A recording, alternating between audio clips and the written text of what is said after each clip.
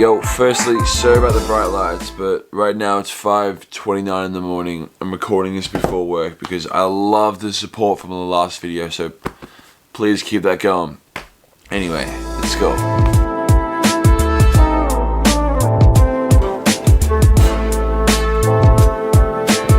Okay. The Clippers are the same useless pretenders they have always been, or they are the top favorites to win an NBA championship this year. Both can't be right, and no, there is no middle ground. So let's compare the two 98 days apart, separate teams. The 2019-20 Clippers and the 2019-21 Clippers. Only one way to do this, baby. Dr. Jack style. First category, unintentional comedy. 1920 Kawhi thought it was an excellent idea to start off the season with a New Balance ad declaring LA is his city. He even had a shot of a key attachment with the crown. That's a shot at one man. You take your guess. Remember, they were the favorites all year. I swear, 9 out of 10 NBA analysts picked the Clippers to win the championship. And then they entered the bubble and they were trash. After only just skating through the Dallas Mavericks with a controversial call on Kristaps Porzingis, the nicknames Pandemic P and PG-13% started for Paul George. Easily the top two funniest nicknames in the entire bubble, right in front of how many more shots will Danny Green miss?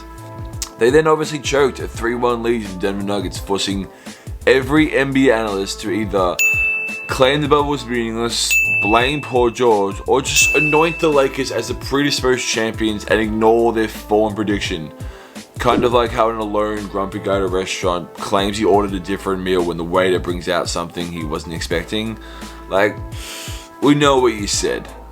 Now the 2021 Clippers had to deal with all the ridicule that came after this time having much more time to digest and laugh at. But kinda like how the sequel is never really as good as the original, the 1920 Clippers was the reason we laughed at the 2021 Clippers. So, big edge 1920 Clippers. Category number 2, talent. For the 1920 Clippers, we have Kawhi Leonard, super duper star, Paul George, star, Montrezl Harrell, Lou Williams, Marcus Morris. Solid role players.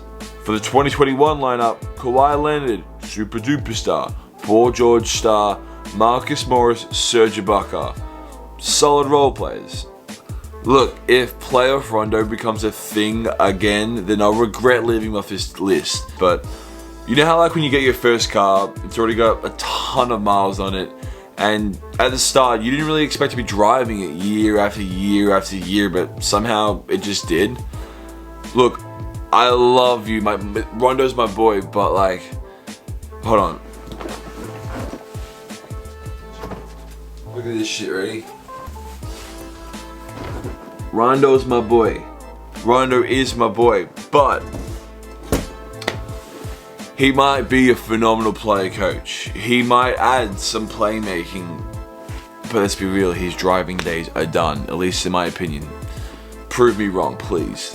And if he doesn't have anything left in the tank, it's still a good thing. It happened 3 years longer than anyone else was expecting. Love you, man. But slight edge, 1920 Clippers. Third category, biggest flaw. For the 1920 Clippers, they had one obvious thing going against them, and one less obvious thing that became their undoing. The obvious thing was the hype going into the bubble. I think it's a really big mistake to take lessons from the bubble.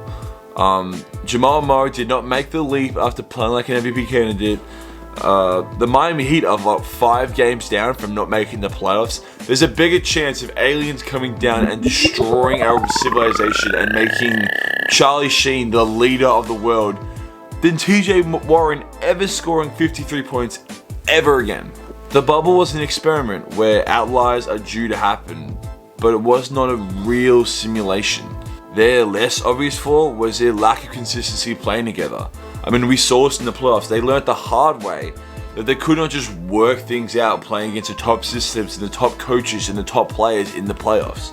For the 1920 Clippers, in their 72 games, Leonard and George only shared the floor for 1,828 possessions and had a plus 12.1 point differential. For the non-stat junkies, this simply means that if Kawhi Leonard and Paul George are in a 100 possession game, they're going to win that game by 12.1 points. Now, this matters because for the 2020-21 Clippers, they have played way less games with 65 games under their belt, yet nearly have just as many possessions with 1,804. And they have a whopping plus 16.9 point differential. Okay, what does this mean? This means that not only are the two way more accustomed to playing with each other, but they have actually made the whole team better, instead of just two uniquely, individually talented scorers taking turns at getting buckets against the defense. The 2020-21 Clippers also got rid of Doc Rivers, who thought no magical Game 7 speech was needed in a game where his team rolled over like sheep. Do you know Doc Rivers has a commanding 3-1 lead for blowing 3-1 leads? I wonder why. But to be fair, they still lack a defensive big, which Montrezl Harrell never really provided. So it seems to me that the new and improved Clippers look, well, new and improved. Category 4, extended stretch of dominance. For such a hyped team, the 1920 Clippers, their biggest win streak was 6 championship teams. They go on win streaks in the regular season. They always have. This team never did. This Clippers team just ended a 10-1 streak. Their second 10-1 streak in an 11-game stretch this season. Edge, 2020-21 Clippers. Last category, swagger. Tyronn Lue might not have the same name presence as Doc Rivers, but he also doesn't have the same choking history, even if he was stepped over by Allen Iverson. And the Fun Guy commercials were cool, and Lou Williams could dance on anybody, but this Clippers team brought in Boogie, aka DeMarcus Cousins. Edge, even. Guys, I know we all backed the Clippers and they made us look like fools, but the hype was warranted. Okay, and don't think what happened last year that it's just going to happen again this year. What, you think the Lakers are going to stop them? They were 0-2 against the Clippers this season. The LeBron James is hurt. Anthony Davis is hurt. The Nuggets are hurt. You want to look east? The Nets are hurt. And the Nets haven't played together much. Does that not sound like a team from last season? Look, teams like the Nets, they need a year to work things out.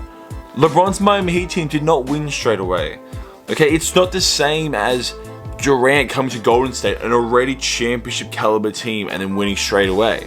All I'm saying is, I think it's a pretty smart but underspoken about pick to pick the Clippers this year to win the championship.